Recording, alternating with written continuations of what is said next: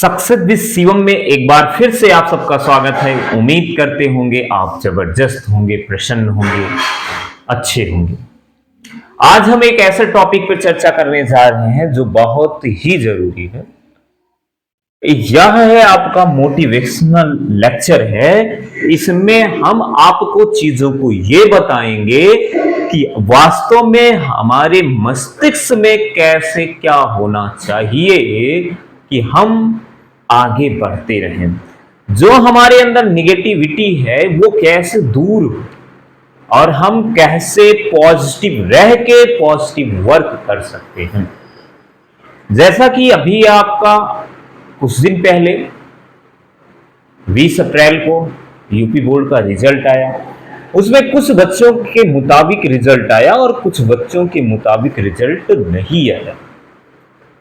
तो जिन बच्चों के मुताबिक रिजल्ट आया उनको तो प्रसन्नता होती है, वो मोटिवेट होते हैं, लेकिन जिनके मुताबिक रिजल्ट नहीं आया वो क्या होते हैं?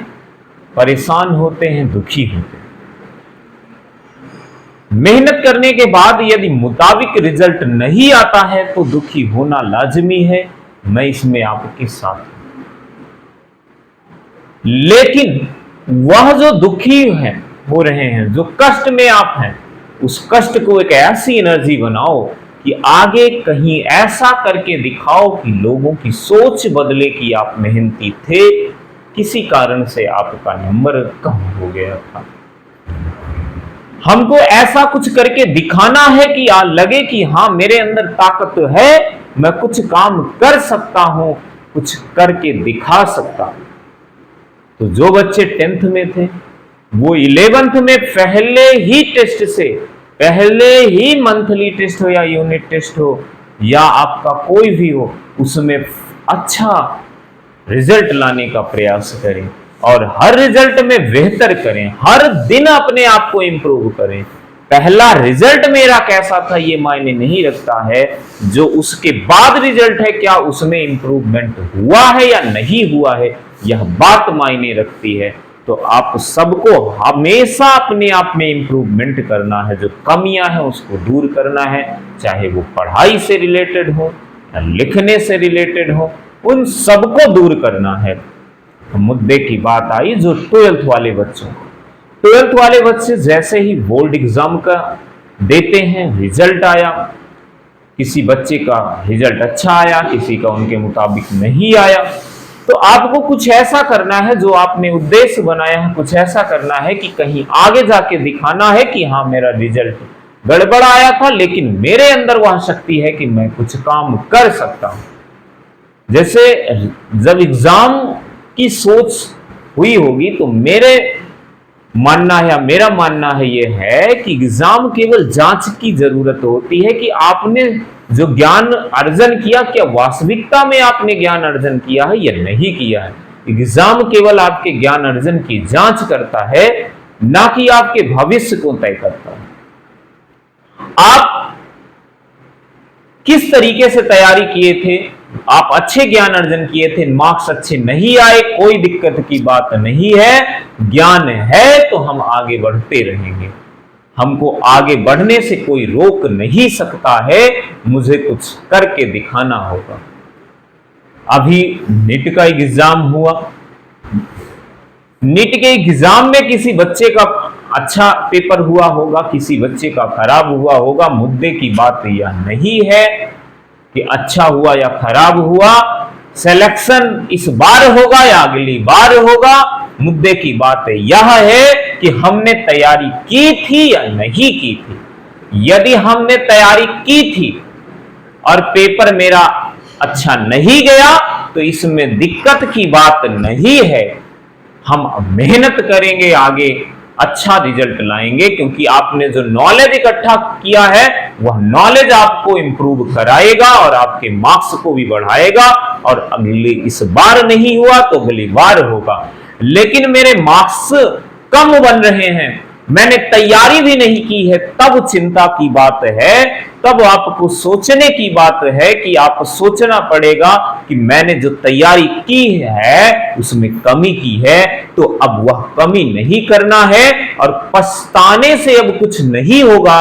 अब हमें और मेहनत करके और अपने आप को पूरी तरीके से लगा देना होगा कि अब की बार नहीं हुआ तो अब की बार जरूर हो जाएगा। इस सोच के साथ, पॉजिटिव सोच के साथ हमें आगे बढ़ना है। मैं एक छोटी सी स्टोरी आपको बताता हूं। शायद आप ये स्टोरी सुने होंगे, लेकिन मैं इसको आपको बता रहा हूं कि एक बालक था जो डिफेंस में जाना चाहता था, एनडीए की तैयारी कर रहा था। एनडीए के एग्जाम के लिए जाने के लिए उसके पास पैसे नहीं रहते हैं। उसकी बहन जो थी वो पैसे की व्यवस्था गांव से उधार लेकर के करती है, और वह पैसे से जब जाता है अपने इंटरव्यू को फेस करने, तो वहां इंटरव्यू में वो डिस्क्वालीफाई हो जाता है। और डिस्क्वालीफाई होने के बाद उसके मन में कई तरीके के विचार उत्पन्न होते हैं कि मैं अब क्या करूंगा, अपने घर वालों को क्या मुंह दिखाऊंगा कि मैं एग्जाम में क्वालिफाई नहीं हो पाया। उसके मन में कई तरीके की निगेटिव बातें चलने लगी, और वह समुद्र के पास जाता है, नदी के पास जाता है, और सोचता है कि अब मुझे यहां जीवन लीला समाप्त ही करनी पड़ेगी। ऐसा वो सोच ही रहा था, तब तक वहां से एक संत जा रहे थे।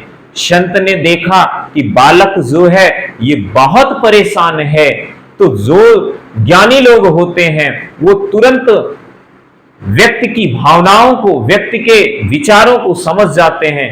वो समझ गए कि ये बच्चा परेशान है और ये गलत कदम उठाने जा रहा है। उसके बाद जो संत थे वो उनके पास जाते हैं और कहते हैं कि क्या दिक्कत है आपको, बताइए। लेकिन बच्चा बताने को तैयार नहीं था। संत के बार बार आग्रह करने के बाद जैसे बच्चे ने बताने का प्रयास किया कि ये मुझे समस्या है, मैं घर से उधार पैसे लेकर आया हूं, मेरा सिलेक्शन नहीं हुआ है, मैं क्या करूंगा। मैंने बहुत मेहनत की थी, मेहनत में उसकी कमी नहीं थी, लेकिन किस्मत ने उसका साथ नहीं दिया।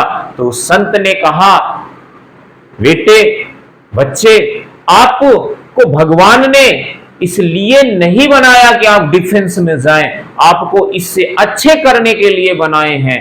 और वही बच्चा जाके अंत में मिसाइल मैन के नाम से प्रसिद्ध होता है, राष्ट्रपति बनता है, सबसे सर्वोच्च स्थान पे जाता है। जिस डिफेंस का मैं वो जाना चाहता था, उस डिफेंस का वो सर्वोपरि बनता है, राष्ट्रपति बनता है। तो आप ये मत सोचें कि मुझे आज सफलता मिली या नहीं मिली, बस मुद्दे की बात ये है जो आपका कि हमने मेहनत की थी कि नहीं की थी।